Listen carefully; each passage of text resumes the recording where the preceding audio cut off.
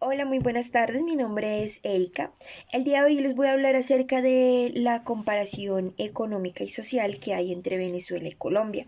No sé si ustedes sabían que las decisiones económicas de los países pueden verse como un juego donde cada movimiento afecta a ya sea a un país o a otro. Bueno, vamos a hacer, o bueno, les voy a enseñar o a explicar, a mostrar una comparativa económica y social que hay entre Venezuela y Colombia. Por ejemplo, tenemos el dato del per cápita en Colombia. Este dato está en Colombia en 7.666 dólares. En Venezuela está en 2.050 dólares.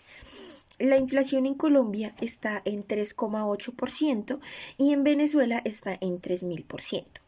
El desempleo en Colombia está en 9,3% y Venezuela está en 23,6%. La esperanza de vida en Colombia está en 74,4 años y Venezuela está en 72,1 años. El índice de desarrollo humano en Colombia está en 0,767 y en Venezuela está en 0,77, perdón, 0,711.000. La corrupción en Colombia, de un 100% en Colombia está en 38% y Venezuela está en un 16%. Bueno, vamos a hablar acerca un poco de la teoría de juegos y de coordinación. La teoría de juegos estudia cómo las decisiones de un individuo afecta uno al otro. Bueno, de Colombia y Venezuela, las políticas económicas pueden influir directamente en el otro, o sea, uno del otro.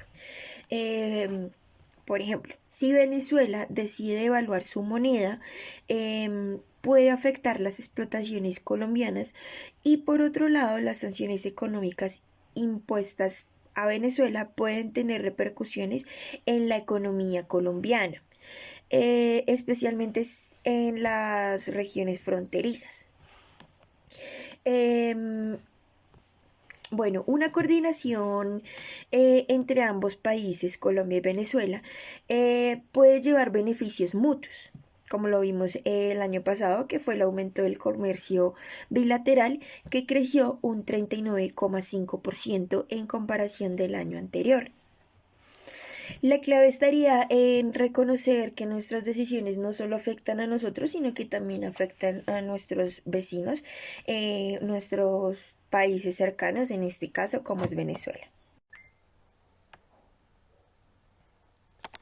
Muy buenos días, mi nombre es Víctor Alfonso Panameño. Eh, Hoy vamos a hablar de un tema clave en la economía y la sociedad, propiedad y poder, y cómo estos pueden generar ganancias mutuas o conflictos. La propiedad no es solo tener cosas, es tener el control sobre recursos, y el poder define quién decide cómo se usan. Vamos a verlo a través del caso de Venezuela, un país donde estos temas han marcado la historia reciente. Durante muchos años, Venezuela vivió un proceso de nacionalización, especialmente en el sector petrolero. El Estado tomó el control de las industrias, tierras, empresas privadas, con la idea de distribuir mejor la riqueza. Sin embargo, esto concentró el poder económico en manos del gobierno, y con esto pues ya sabemos lo que pasó. Eh, Muchas empresas se fueron del país bajo la inversión, la producción de alimentos, insumos cayó. A esto se sumaron controles de precio y expropiaciones, generando conflictos con el sector privado. Aunque al principio hubo intentos de cooperación, con el tiempo el ambiente se volvió de desconfianza, las ganancias mutuas se perdieron y el conflicto se volvió permanentemente. En el caso de Venezuela, muestra que cuando el poder económico se concentra demasiado y no hay reglas claras ni diálogo, todos pierden. El sector privado se debilita, el Estado se sobrecarga y la población sufre las consecuencias. ¿Se pueden compartir el poder económico sin conflictos? Sí, Requiere acuerdos respecto a la propiedad y participación real de todos los sectores. En otros países como Uruguay o Chile hay modelos más mixtos, donde el Estado regula pero no controla todo. Ahí se logran mejores equilibrios. En resumen, la propiedad y el poder pueden ser oportunidad para crear riqueza entre todos, una fuente de conflicto si se usan para imponer. Venezuela nos enseña que sin equilibrio el diálogo y la propiedad se convierte en el campo de batalla. La clave está en encontrar modelos donde haya cooperación y reglas justas.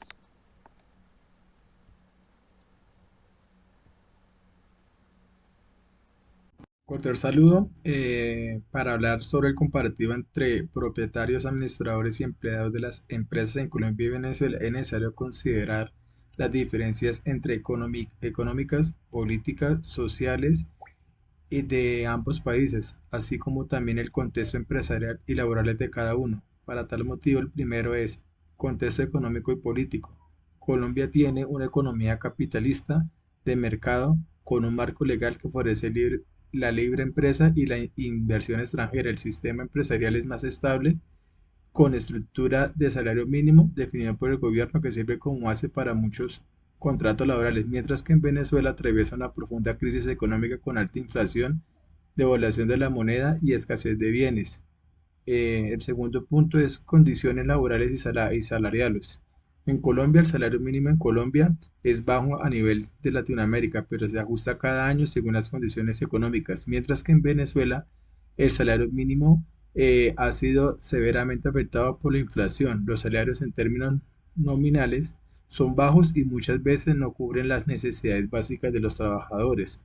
El tercer punto es la externalización y deslocalización. En Colombia, algunas empresas, especialmente multinacionales, externalizan ciertos procesos como la producción de bienes manufacturados o servicios al cliente, mientras que en Venezuela, debido a la crisis económica y la falta de recursos, muchas empresas han cerrado, reduciendo drásticamente sus operaciones. El cuarto punto es la competencia y desempleo.